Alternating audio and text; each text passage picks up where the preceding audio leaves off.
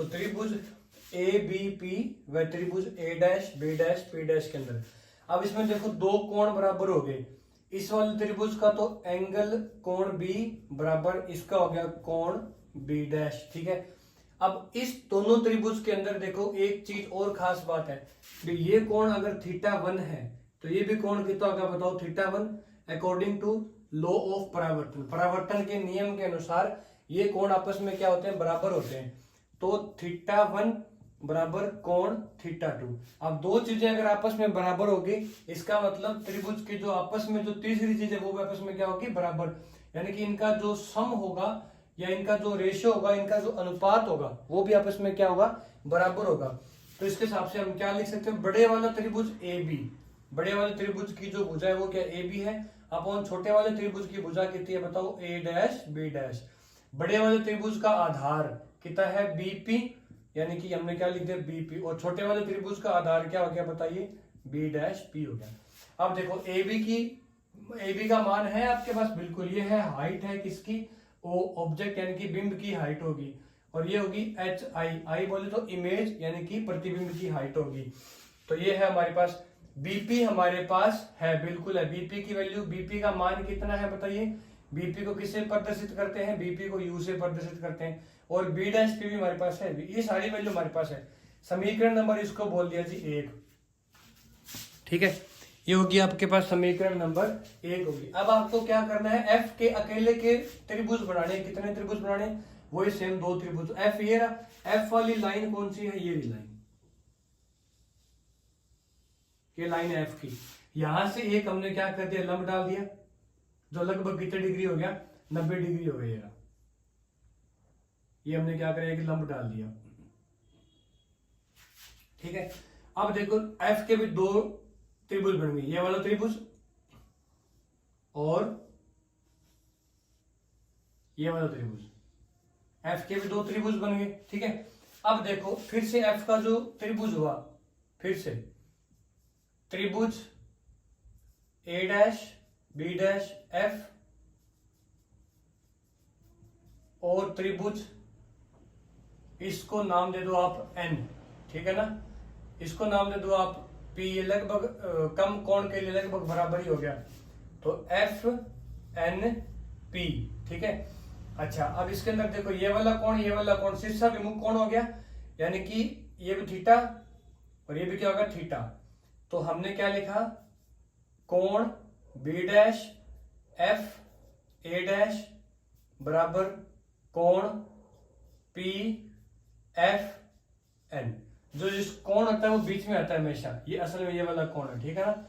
और नंबर 2 चीज क्या, देखो सेम टू सेम वही बात, कोण बी डैश बराबर कितना डिग्री था, 90 डिग्री था ना ये, ठीक है।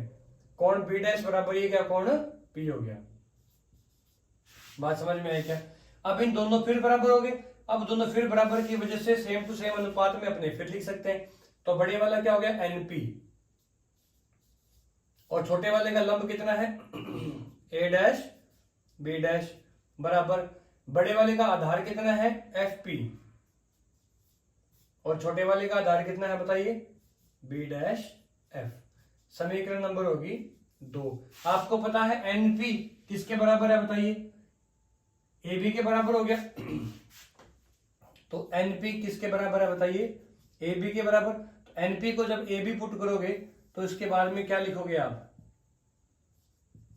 ए बी बटा ए डैश बी डैश बराबर एफ पी बटा बी डैश एफ, ये होगी समीकरण नंबर 3। अब 1 व 3 से ए डैश बी डैश, ये चीज देखो x बराबर 1 y बराबर also 1, then what is the relation between x and y, x बराबर y हो गया। तो b dash bp upon b dash p बराबर fp upon b dash f, ये हमारे पास एक जो है रिलेशन बन गया, ठीक है। अब आप क्या करोगे बताओ, अब आप करोगे बीपी का मान रख दो, बीपी का मान कितना है u, अब इस दिशा में है, लेफ्ट हैंड साइड में है, तो इस पूरी दिशा का जो दूरियां होती है वो ऋणात्मक लेते हैं, तो minus u।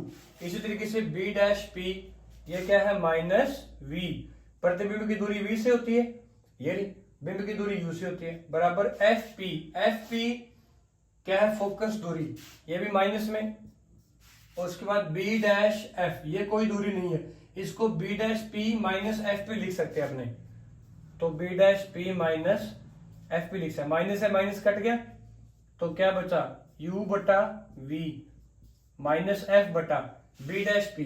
B dash P की वैल्यू कितनी है बताओ, minus v minus F P की वैल्यू कितनी है, माइनस एफ। ये बन गया आपके पास समीकरण। अब इसको हमें क्या करना है बताइए, यहाँ पे दोबारा एक बार फिर से क्या कर लेंगे, सोल्व कर लेंगे। तो u बटा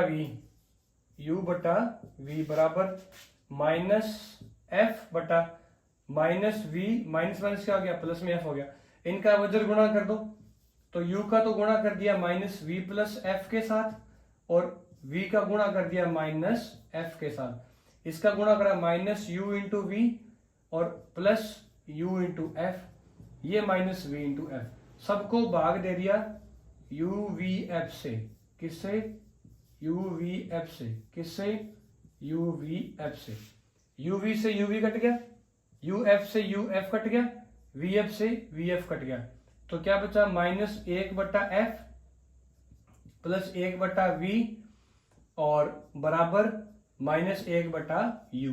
इस माइनस 1 बटा एफ को इधर ले जाओ, इसको इधर ले आओ, तो 1 बटा एफ बराबर 1 बटा v प्लस 1 बटा u। ये आ गया आपके पास दर्पण समीकरण।